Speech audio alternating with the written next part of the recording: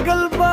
तुझे देखी त आँख नम बा, दिल के बात छुपाइल बा। थोड़े देर से आयल तू, हमरो मान दुखाइल बा।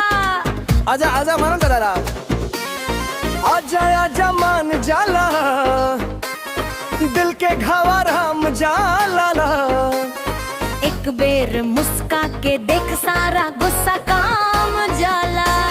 रानी काहे रूठ गइलो,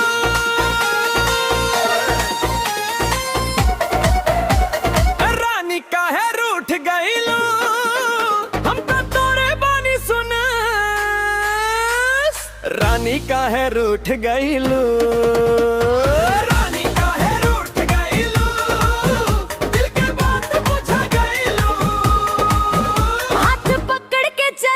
अब रानी काहे रूठ गइलो।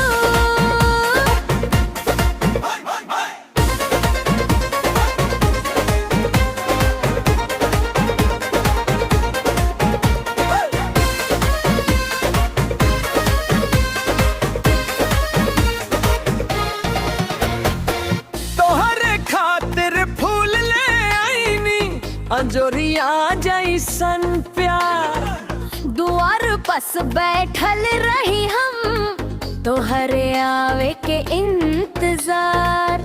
हमरो गलती मान ली है, इतना तक कर्ज दया। एक नजर देख के कह दस, अभी बचल बा माया।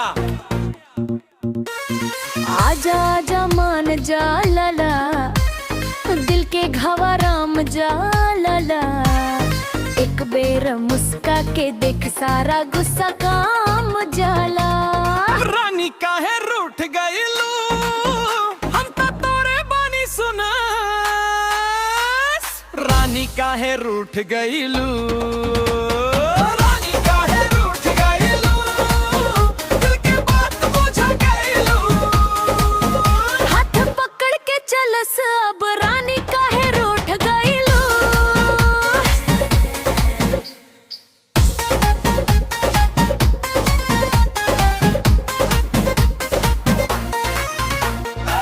तोहरे बिना सुनु ना लागे, ए घरे दुआरे मन। तोहरा बिना कैसे जियब, तमत कर सी जतन। एको बेर बोल मीठा, फिर से हो जाए सब ठीक।